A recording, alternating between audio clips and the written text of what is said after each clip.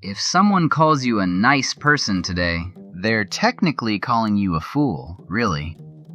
It sounds like an edgy joke, but for 400 years that was the literal dictionary definition. The word nice comes from the Latin nescius, meaning not knowing or ignorant. Ne means not, plus skier means no. In the 1300s, a nice person was a fool, a simpleton. Someone who didn't know their left foot from their right. Over centuries, it drifted from stupid to shy, then to dainty, and finally to pleasant. But the stain remains. When you say a guy is too nice, you're unconsciously tapping into that ancient meaning. He's harmless because he's clueless. The phrase, nice guys finish last, takes a whole new meaning now. We've spent centuries rebranding idiocy as politeness, but that's just the tip of the iceberg of fakeness we'll get into today. So what the word nice pulled off is actually a rare linguistic miracle called amelioration. That's when a trash word gets a promotion to the VIP lounge. Think of it as the original beauty filter. We take a gritty, ugly reality and airbrush the definition until it looks like a compliment. But usually the opposite happens. It's called pejorization. It's the linguistic law of gravity. If a word sticks around long enough, humans will find a way to drag it down and make it an insult. Yay us! Nice climbed up, but for the rest of this video, we are going straight down, starting with your own face. If you think the way you act is real, you haven't looked at the literal definition of being a person. The word person comes from the Latin persona, which was the wooden mask worn by Roman actors. In the Roman theater, you wouldn't try to highlight your personality. No, you just chose which hollow face to strap onto your head for the day. Etymologically speaking, our true self is just a collection of different props that we swap out, so the other actors won't realize that there's a blank space where our face should be. But at least actors admit they're faking it. Let's look at the candidate. Today, they lie about taxes, at the very least. In ancient Rome, they lied about their skin. The word comes from candidus, meaning shining white. To prove they were pure, politicians rubbed white chalk all over their togas to look unnaturally bright. It was, literally, the original whitewashing. And now, we get to the people in charge, the bigwigs. This isn't just a funny metaphor, it is literal. In the 18th century, the more important you were, the bigger your wig. Judges, aristocrats, and generals wore massive, powdered horsehair rugs on their heads to show authority. But think about it, a wig is fake hair. It covers up the bald truth. The term bigwig acknowledges that authority is just a costume. It's a stuffed shirt, an idiom for someone who wore overly formal or elaborate clothing in an attempt to appear more important than they actually were. But I don't fall for politicians, you say. I'm sophisticated. Stop, don't ever say that. For centuries, to sophisticate something meant to adulterate or to poison. If you sophisticated a glass of wine, you watered it down or added lead to make it look prettier. A sophisticated person isn't refined. They are just a highly processed, watered-down version of a human who has lost their original flavor. And if we have to deal with people that think they're high and mighty, we are dealing with snobs. And you probably think that word sounds elite, but that's wrong. Originally, a snob was just a nickname for a shoemaker, a cobbler. It was slang for the common working man. Rich university students in England used it to mock the regular townspeople who didn't have titles. But then, the meaning flipped. The snobs started copying the rich students to try and fit in. They were faking status. So, a snob isn't a person with class.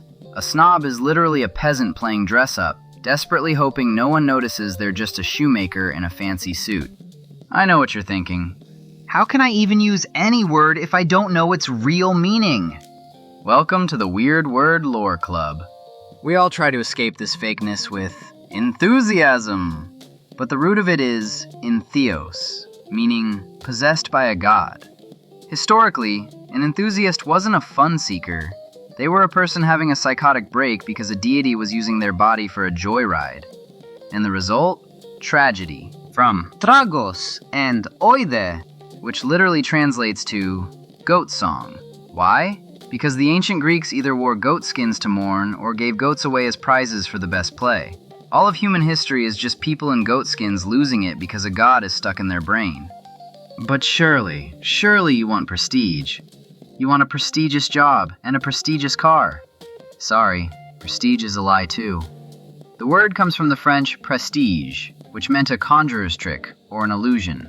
It describes the way a magician distracts your eye so he can trick you. Prestige isn't really about flexing success. It's just an illusion to hide the truth. And it's the same with the word glamour. This word is actually a corruption of grammar. In the Middle Ages, grammar meant learning and was associated with magic and the occult. A glamour was a magic spell cast by witches to deceive the eyes, making something ugly look beautiful. So when you say a model is glamorous, you are literally calling her a witch who is faking her looks. But you might say, okay, words change, but facts are real, facts are solid. Are they? Look at the word, fact. It comes from the Latin facere, which means to make or to do. A fact is just something that has been manufactured. It is a product. And that brings us to a terrifying cousin, fabricate. To fabricate means to build something, like a factory, but it also means to lie. Why? Because to the ancients, making something and faking something were the same process. You are constructing a version of reality. Now listen to the sound of the lie. When a salesman or a comedian talks fast to distract you, we call it patter. Idle patter. Sales patter. This word has a shocking and holy origin.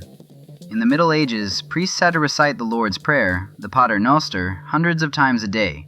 But they would get lazy. They would speed it up. Mumbling Pater Noster turned into a meaningless buzz of sound. It became patter.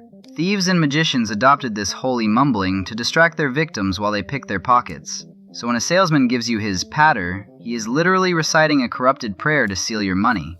It's the same with hocus pocus. Many linguists believe this is a corruption of the Catholic Mass. Hoc est corpus. This is my body. The most sacred moment of the Mass became the magic word for a cheap trick. Our language of deception is built on the ruins of our religion. Let's move to your social life. You love to gossip. Today, a gossip is a person who spills secrets. But originally, a gossip was your god sibling, or god sib. This was the person who stood next to you at a baptism, your godfather or godmother, a spiritual relative. Yet, because you trusted them, you told them everything. And because humans are terrible, the person you trusted most became the word for a backstabber. We even turn against the man-made beauty that surrounds us. Take the word artificial. Today, artificial means fake, plastic, bad. But originally, it was a high compliment. It meant full of art. It meant skillful. When King James II saw St. Paul's Cathedral, he called it artificial, and the architect was delighted. Somewhere along the way, we decided that human skill, artifice, was synonymous with lying. So where does that leave us? Our personality is a mask. Our prestige is a trick. Our glamour is a spell. Our candidates are whitewashed. Is anything real? Well, we use the word sincere to describe our most honest moments. You've probably heard the story. Roman sculptors used wax to hide cracks in marble, so an honest sculptor would label their work sine cera, meaning without wax. It's a beautiful story about being genuine, except it's fake. That story is a linguistic urban legend. Our very word for honesty is built on a lie about a statue. Final takeaway? In a world of illusions, masks, and chalked-up suits, the only way to be sincere is to admit that the whole thing is a goat song, aka tragedy. Subscribe if you like taking the mask off of these fake words we use. And share this with all your sophisticated friends.